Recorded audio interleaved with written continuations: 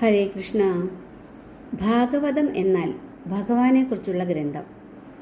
പുരാതന സാഹിത്യങ്ങളിൽ വെച്ച് ഭാഗവതം അത്യുന്നതമാണ്.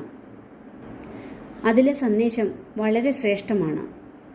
ഭാഗവതത്തിനെ അതിനർഹിക്കുന്ന ബഹുമാനത്തോടെ പഠിക്കുന്നവർക്ക് അതിൽ ശാസ്ത്രീയവും അതീന്ദ്രിയവും തത്വശാസ്ത്രപരവുമായ പ്രായോഗിക നിർദ്ദേശങ്ങളും കൂടാതെ സാമൂഹികവും രാഷ്ട്രീയവുമായ വിവരങ്ങളും ലഭിക്കുന്നു. വ്യാജവും കപടവുമായ ഭക്തിയോടെ ഭാഗവതത്തെ പൂജിച്ചതുകൊണ്ട് മാത്രം അതിലെ എടുത്താലൊടുങ്ങാത്ത വിജ്ഞാനത്തിൻ്റെ ഖനി ലഭ്യമാവുന്നതല്ല. 20-ാം നൂറ്റാണ്ടിലെയും 21-ാം നൂറ്റാണ്ടിലെയും നാഗരികതകളെപ്പറ്റി പ്രവാചക സ്വഭാവത്തിലെഴുതിയ പ്രവചനങ്ങൾ നമുക്ക് ഭാഗവതത്തിൽ കാണാൻ സാധിക്കും. ഭഗവത് ഭക്തിയാണ് ഭാഗവതത്തിൻ്റെ മുഖ്യ ഉദ്ദേശം. എന്നാൽ ഇത് അന്ധമായ ഭക്തിയല്ല താനും. വളരെ വ്യക്തമായ ജ്ഞാനത്തോടു കൂടിയല്ലാതെ ഒരുവന് ഹൃദയം തുറന്ന് സ്നേഹിക്കുക സാധ്യമല്ല. അതിനാലാണ് ഭഗവത് പ്രേമം ഉണ്ടാകുവാൻ ആദ്യമായി ജ്ഞാനമുണ്ടാകണം എന്ന് പറഞ്ഞിട്ടുള്ളത്. ഈശ്വര പ്രേമം വെറും പ്രേമമോ വികാര ദൗർബല്യമോ അല്ല. സൃഷ്ടിയെപ്പറ്റിയുള്ള സത്യത്തെ മുഖാമുഖം ദർശിക്കുന്നവരുടെ ഹൃദയത്തിൽ അത് യജ്ഞലളിതമായി വളരുന്ന പ്രേമമാണ് ഭക്തി. ഇതിൽ വളരെ വിശദമായിട്ടാണ് സൃഷ്ടിയെപ്പറ്റി വിവരിച്ചിട്ടുള്ളത്. എത്ര വിശാലമാണ് ഈ വിശ്വം, അതിൽ തുലോം ശുഷ്കമാണ് ഭൂമി.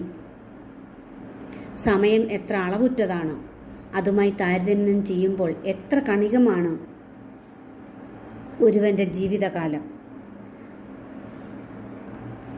ഈശ്വര പ്രേമമെന്നാൽ ജീവിതത്തോടും ലോകത്തോടും വെറുപ്പുളവായി ലോകത്തു നിന്നും ഒളിക്കുക എന്നതാണെങ്കിൽ ഈ ശാസ്ത്രപഠനം കൊണ്ട് യാതൊരു പ്രയോജനവുമില്ല. പ്രാകൃതമായ സ്വഭാവ വൈകൃതം മാത്രമേ അവശേഷിക്കൂ. കാരണം ഈശ്വരൻ തന്നെയാണ് എല്ലാം. സർവം ബ്രഹ്മമയം എന്നത് തത്വശാസ്ത്രപരമായല്ല, ഉണ്മയിലും അങ്ങനെയത്രേ. ഈശ്വരൻ എല്ലാത്തിലും സ്ഥിതി ചെയ്യുകയല്ലേ. ഈശ്വരൻ വിശ്വത്തിലെ എല്ലാമായി പ്രത്യക്ഷമാവുകയുമല്ല. ഈശ്വരൻ മാത്രമേ ഉള്ളൂ. ഈശ്വരൻ ഭഗവാൻ എന്നെല്ലാം നാം പറയുന്നത് കൊണ്ട് വേദശാസ്ത്രങ്ങൾ പ്രഖ്യാപിക്കുന്നത് ആദിയിൽ ആ ഭഗവാൻ കാരണമാണ് സൃഷ്ടികൾ മുഴുവനും സാധുതയുള്ള ഉണ്മയായി വിളങ്ങുന്നത് എന്നാണ്. അഹങ്കാരപരമായ വ്യക്തിത്വം ഇല്ലാതാകുമ്പോൾ ഈശ്വര സാക്ഷാത്കാരം ലഭിക്കുന്നു. ദിവസവും ഏതാനും നിമിഷങ്ങൾ ഭാഗവതം വായിക്കാൻ ജനങ്ങളെ പ്രോത്സാഹിപ്പിക്കുവാനാണ് ഇങ്ങനെ നിത്യപാരായണത്തിൽ അവതരിപ്പിച്ചിട്ടുള്ളത്. ദിവസേനയുള്ള വായനയ്ക്ക് ശേഷം ധ്യാനത്തിലിരുന്ന് ഭഗവാനുമായി കുറച്ച് സമയം ഹൃദയത്തിൽ നമ്മളൊരു സത്യദർശനം അവർക്ക് സാധ്യമാകട്ടെ എന്നുള്ള ഒരു ഉദ്ദേശവും ഇതിനുണ്ട്. ഭാഗവതം നിത്യപാരായണം ഭഗവാന്റെ മഹിമയുടെ കഥയാണ്. ഈ ഭാഗവതം നിത്യപാരായണം ദിവസവും ഒരു അധ്യായം വെച്ച് വായിക്കുകയാണെങ്കിൽ ആ കുടുംബത്തിൽ സർവ്വ ഐശ്വര്യവും അവരുടെ മനസ്സിന് ശാന്തിയും സമാധാനവും സന്തോഷവും എല്ലാം നിറഞ്ഞു വിളങ്ങും. ഭാഗവതം വായിക്കേണ്ട വിധം രാവിലെ തന്നെ കുളി കഴിഞ്ഞ് ഭഗവാന് പൂക്കൾ കൊണ്ട് അർച്ചന ചെയ്യുക. അതിനുശേഷം ഓം നമോ ഭഗവതേ വാസുദേവായ എന്ന മൂലമന്ത്രം എന്ന പവിത്രമായ മന്ത്രം 108 തവണ ഉരുവിട്ടിട്ട് വേണം ഭാഗവതം വായിക്കാൻ തുടങ്ങാൻ. ധ്യാനവും പ്രാർത്ഥനയും ചൊല്ലിയതിനു ശേഷം ഭാഗവതം നിത്യപാരായണം വായിക്കാൻ തുടങ്ങാം. നാരായണം നമസ്കൃത്യ നരം ചൈവ നരോത്തമം ദേവീം സരസ്വതീം വ്യാസം തഥോ ജയമുദീരയേത്. ഹേ കൃഷ്ണ ഹേ കൃഷ്ണ കരുണാസിന്ധോ ദീനബന്ധോ ജഗത്പദേ ഗോപേശ ഗോപികാകാന്ത രാധാകാന്ത നമോസ്തുതേ.